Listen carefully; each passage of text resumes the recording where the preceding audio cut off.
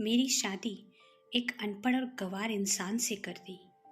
और आज मेरी शादी है। हर लड़की के जैसे मेरे भी कुछ सपने थे अपनी शादी को लेकर, जो शायद पूरे ना होने के लिए ही बने थे। मैं इस शादी के लिए तैयार ही नहीं थी, क्योंकि मैं कॉलेज में एक लड़के से प्यार करती थी। पर मम्मी पापा के आगे कुछ कहने की कभी हिम्मत ही नहीं हुई और ना उन्होंने समझने की कोशिश की। मेरी शादी एक गंवार, अनपढ़ और खेती करने वाले लड़के से तय कर दी, या यूँ कहूँ कि मेरी किस्मत ही फूटी हुई है। शादी हुई और मैं अपने पति के साथ ससुराल पहुंची। सफ़र भी काफ़ी लंबा था, करीब 8 घंटे लग गए थे ससुराल पहुंचने के साथ। शादी की सारी विधि पूरी करके मैं अपने कमरे में बैठी थी। थोड़ी देर में मेरे पति सुनील कमरे में आया। मैंने उसकी तरफ एक ही बार देखा।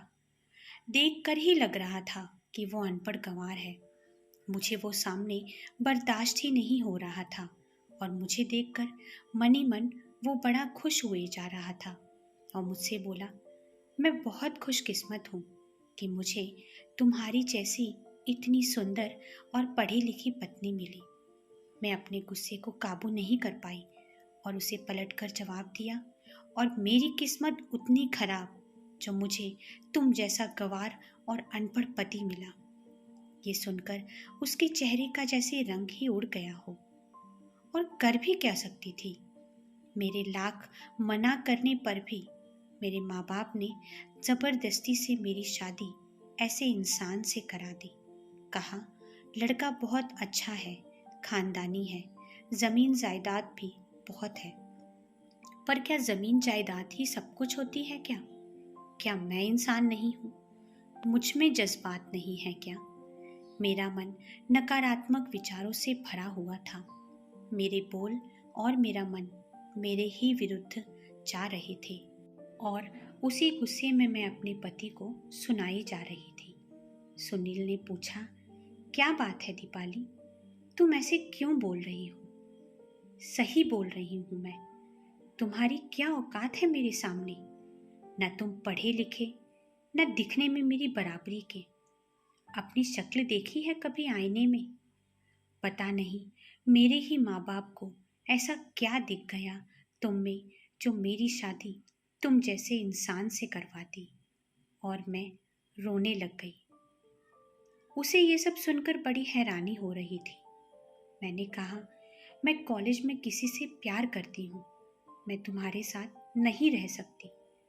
तुम होश में तो हो, तुम्हें अंदाजा भी है तुम क्या बोले जा रही हो? कुछ गलत नहीं कहा मैंने। मैं जिससे प्यार करती हूँ वो तुमसे कहीं ज़्यादा पढ़ा लिखा और दिखने में तुमसे कहीं ज़्यादा सुंदर है। ये सुनकर उसकी आंखों में पानी आ गया था और वो कमरे के बाहर चला गया। ये सच बात है कि मैं कॉलेज में एक लड़के से प्यार करती थी और पढ़ाई पूरी होने पर हम बहुत जल्द शादी भी करने वाले थे। मैं अभी भी अपनी किस्मत को कोसे जा रही थी। थोड़ी देर में सुनील कमरे में आया। मैंने उसकी तरफ देखा तो उसकी आंखें सूजी हुई थी और चेहरे पर पानी था। हो सकता है बहुत रोया हो और बाद में चेहरा धोकर आया हो। उसने बेड पर से चादर ली और चटाई बिछा के नीचे सो गया और मैं भी बेड पर सो गई। दिन ऐसे ही बीते जा रहे थे।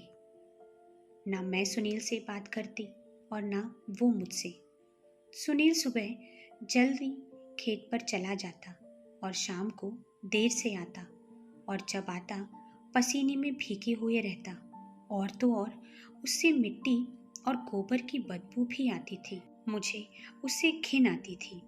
मैं उसकी तरफ गुस्से से देखती और बाहर निकल जाती। मेरी एक मजबूरी थी कि मुझे सभी के साथ खाना खाना होता था, जो मुझे बिल्कुल भी पसंद नहीं था। मेरी ससुराल में सभी एक साथ बैठकर ही खाना खाते थे। जब से शादी हुई मैं आधी ही रोटी खाती और उठकर चली जाती, और शायद ये सुनील को लगने लगा था कि वो मेरे सामने बैठता है, इसीलिए मैं आधी रोटी खाकर उठ जाती हूँ। अब वो आधी रोटी खाकर उठ जाया करता था। वो दिन भर खेत में काम करता, इसका मतलब शाम को उसे भर पेट खाना तो चाहिए। ये मुझे महसूस तो होता, पर मुझे कभी इस बात का फर्क नहीं पड़ा। मैं तो बस दिन भर अपनी फूटी किस्मत और विवेक के बारे में ही सोचती रहती। माँ ने मेरा फ़ोन शादी से पहले ही मुझसे ले लिया था और यहाँ गांव में औरतें फ़ोन इस्तेमाल नहीं करती थी। एक दिन अपनी शर्म हया छोड़कर सुनील से उसका फ़ोन मांगा और कहा कि मुझे विवेक की बहुत याद आ रही है और मुझे उससे बात करनी है। वो मेरी तरफ बड़ी ही हैरानी से देख रहा था। मैंने उसके हाथ से फ़ोन छीन लिया और विवेक का नंबर मिलाया। मैंने सारी शर्म छोड़कर सुनील के आगे ही विवेक से बात करना शुरू कर दिया था। विवेक को भी मेरी चिंता हो रही थी। मैंने रो रो कर वहाँ का हाल सब विवेक को बता दिया और सुनील ये सब सुन रहा था।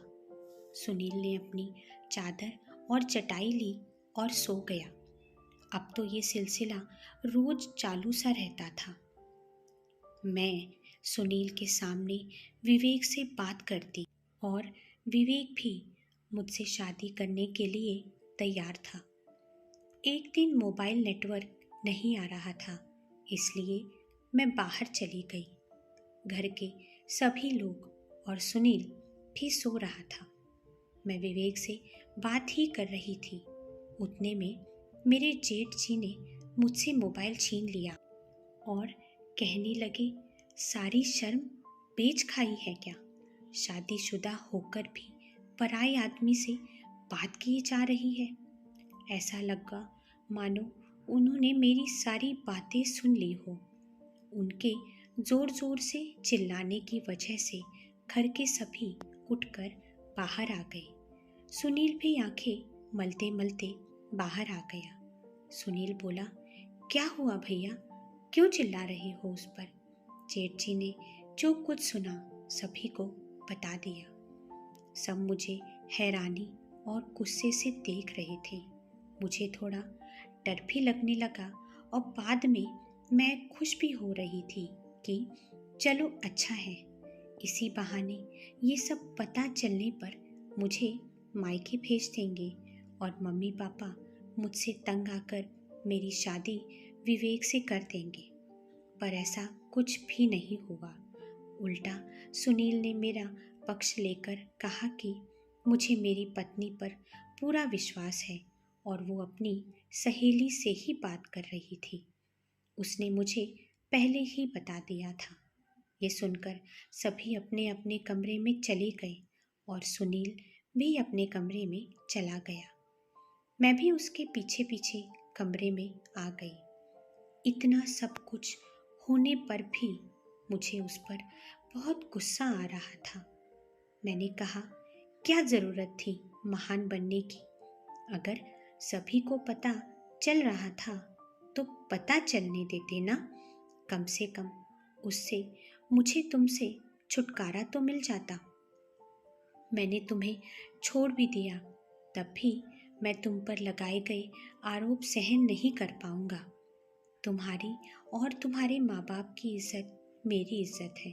अगर वो लड़का तुमसे शादी करने के लिए तैयार है तो उससे बात करके सारे आरोप अपने ऊपर लेकर तुम्हें तुम्हारे घर छोड़ आता हूँ और तलाक के पेपर्स तैयार करवाता हूँ। बाद में तुम दोनों शादी कर लेना और सुखी जीवन व्यतीत करना।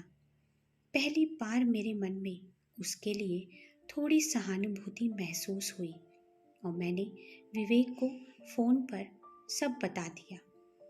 वो ये सब सुनकर बहुत खुश हुआ और कहने लगा कि तुम पहले शहर आओ और तलाक लो। हम पहले कोर्ट मैरिज करेंगे, फिर तो तुम्हारे माँ बाप को हमें स्वीकार करना ही पड़ेगा। मैंने हाँ कहकर उससे वहाँ का पता ले लिया। 4-5 दिन बाद मैं और सुनील विवेक ने दिए पते पर पहुँचे। विवेक के घर पहुँचने पर मैंने सुनील को वापस लौटने के लिए कहा और तलाक के पेपर्स तैयार करवाने के लिए कहा। उतने पर सुनील ने कहा, ठीक है, मैं जाता हूँ, 2-3 दिन में तलाक के पेपर्स तैयार करवा के भेजता हूँ, खुश रहना। मैंने विवेक का दरवाज़ा खटखटाया। दरवाज़ा उसी ने खोला। घर में कोई भी नहीं था, पर उसने तो कहा था कि वो सभी एक साथ ही रहते हैं और सभी शादी में गए हुए हैं। पर उससे पूछने पर तो उसने कहा कि घर के सभी गांव गए हुए हैं। बाद में हमने बहुत बातें की और उसने हमारी एक सेल्फी ली और किसी को तो भेज दी। मैंने पूछने पर उसने कहा कि फ़ोटो घर वालों को भेज दी है और फ़ोन रखकर वो बाथरूम में चला गया। फ़ोन टेबल पर ही रखा था और मैसेज टोन पर रखा था। उतने में एक मैसेज आया और देखने पर उसमें लिखा था कि माल अच्छा है, कितने में पड़ेगा, मैं सिर्फ 1 लाख दूंगा। ये देखकर मेरे पैरों तले ज़मीन खिसक गई, पर डरकर काम नहीं चलेगा, ये सोचकर मैंने ऐसे जताया जैसे कुछ हुआ ही न हो। बाद में हमने थोड़ी बातें की और विवेक ये कहकर बाहर चला गया कि उसे कुछ काम है। उतने में मैंने अपनी बैग उठाई और वहाँ से दौड़ पड़ी। माँ बाप के पास तो जा सकती नहीं थी, इसीलिए सीधे अपने ससुराल पहुँची। वहाँ पहुँचने पर सुनील मुझे देखकर चौंक गया और पूछा, कैसी हो? कहा था ना 4-5 दिन में तलाक के पेपर्स भेज दूंगा। मैंने रोते रोते उसे सारी बातें बता दी। वो कुछ नहीं बोला और चुपचाप वहीं बैठ गया। उसके सामने मैं अपने आप को अपराधी जैसा महसूस कर रही थी। रोज़ की तरह उसने अपनी चादर और चटाई ली और नीचे बिस्तर बिछाकर सो गया, पर मुझे नींद नहीं आ रही थी। मुझे इस बात का बहुत बुरा लग रहा था कि मैंने सुनील के साथ कितना गलत किया। देर रात विवेक का फ़ोन आ रहा था, पर मैंने फ़ोन भी नहीं उठाया और उसे ब्लॉक कर दिया। सुबह उठकर देखा तो सुनील नहीं था, पर मैंने सोच रखा था कि उससे माफ़ी मांगूंगी और उसे अपना पति स्वीकार करूंगी। मुझे समझ आ गया था कि उसके जितना प्यार और चिंता मेरी और कोई कर ही नहीं सकता। मुझे समझ आ गया था कि इंसान की असली खूबसूरती उसके व्यवहार और बोलने से होती है, ना कि दिखने पर। और सही मायने में मेरा सुनील सुंदर था। अब मैं उससे प्यार करने लगी थी। मैं उसका इंतज़ार कर रही थी। शाम को सुनील घर आया। मैंने उससे माफ़ी मांगी और बहुत रोई, पर वो एक शब्द भी नहीं बोला। उसने मुझे कुछ पेपर्स दिए और कहा, पढ़कर साइन कर देना।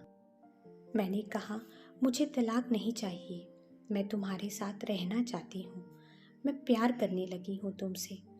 पर वो बिना कुछ बोले वहाँ से चला गया। मैंने सोचा मैं रात में फिर से उससे माफ़ी मांगूंगी और वो मुझे ज़रूर माफ़ कर देगा। रात में वो फिर अपनी चादर लेने आया। तभी मैंने उसके पाँव पकड़ लिए और माफ़ी मांगने लगी। तुम्हारी जगह यहाँ नहीं, बेड पर है, मुझे माफ़ कर दो, मुझसे बहुत बड़ी गलती हो गई, मैं तुम्हारे साथ रहना चाहती हूँ, मुझे मारो, गाली दो, पर मुझे माफ़ कर दो। सुनील ने मुझे उठाया और कहा, अगर तुमने वो पेपर्स पढ़े होते तो तुम ऐसा नहीं करती। उसने वो पेपर्स मुझे पढ़ने के लिए दिए। उसमें लिखा था कि वो अपनी ज़मीन मेरे और उसकी माँ के नाम कर रहा है। मैं सोचने लगी कि एक इंसान इतना भी अच्छा कैसे हो सकता है और क्यों वो मेरे नाम अपनी ज़मीन कर रहा है। उसने कहा कि 4-5 दिन के लिए वो शहर जा रहा है और आने पर बताएगा। वो शहर गया, पर 4-5 दिन होकर गए थे, तब भी वो आया नहीं। 8वें दिन उसका मृत शरीर उसके दोस्त लेकर आए। घर में शोक का माहौल पसर गया। मैं तो वो सब देखकर बेहोश हो गई। होश आने पर मैं ज़ोर ज़ोर से रोने लग गई। तभी उसके दोस्त ने बताया कि 3 महीने पहले ही सुनील को पता चला कि उसे ब्रेन ट्यूमर हुआ है। उसके दोस्त ने कहा कि पता नहीं कुछ दिनों से उसके दिमाग में क्या चल रहा था। घंटों सोचता रहता। वो खेत में भी काम करते करते बेहोश हो जाता, पर किसी से कुछ कहता नहीं। मुझे महसूस हुआ कि उसकी इस हालत की जिम्मेदार मैं ही हूँ। 2-3 दिन बाद मेरी सास ने मुझे एक चिट्ठी दी और कहा कि ये सुनील के दोस्त ने तुम्हें देने के लिए कहा था। मैंने पूछा कि सुनील को तो लिखना पढ़ना नहीं आता था ना। उस पर वे बोली, तुमसे ये किसने कहा? उसने इंजीनियरिंग कर रखी थी। ये सुनकर मैं कुछ नहीं बोली, और कहती भी क्या। मैंने तो कभी उसे या उसके बारे में जानने की कोशिश भी नहीं की और बिना कुछ बोले अपने कमरे में चली गई। उस चिट्ठी में लिखा था, दीपाली, तुम्हें शादी के मंडप में जब पहली बार देखा था तभी तुम मुझे पसंद आ गई थी। बहुत ही ज़्यादा सुंदर लग रही थी तुम, और मैं तुमसे प्यार करने लग गया था। हाँ, मैं एक पढ़ा लिखा लड़का हूँ। इंजीनियरिंग कर रखी है मैंने। मेरी भी जॉब करने की इच्छा थी, पर मेरे पापा ने मुझे खेती करना सिखाया और उन्होंने मुझसे वचन लिया कि कभी भी ज़मीन को बंजर मत होने देना। इसीलिए मैं खेती करता था। और जिस रात तुमने मुझसे कहा कि तुम किसी और से प्यार करती हो, तो मानो मैं टूट सा गया था। मैं ज़िंदगी में कभी रोया नहीं, पर उस रात मैं जी भर के रोया। तुम मेरे सामने पर पुरुष से बात करती, जबकि एक पति होने के नाते वो अधिकार मेरा था। ये सब मुझसे सहन नहीं होता और मैं खेत में जाकर दिन भर सोचता और रोता रहता। उसी बीच मुझे सिर दर्द और मैं बेहोश होने लगा और पता चला कि मुझे ब्रेन ट्यूमर है। जैसे ही मुझे ये सब पता चला, मैंने ज़मीन तुम्हारे नाम कर दी ताकि मेरे बाद तुम्हें किसी तरह की कोई परेशानी ना हो। अब तुम आज़ाद हो। तुम जैसी चाहे वैसी रह सकती हो और जिससे चाहे उससे शादी कर सकती हो। ये सब पढ़कर मैं फूट फूट कर रोने लगी। मुझसे बहुत बड़ी गलती जो हो गई थी।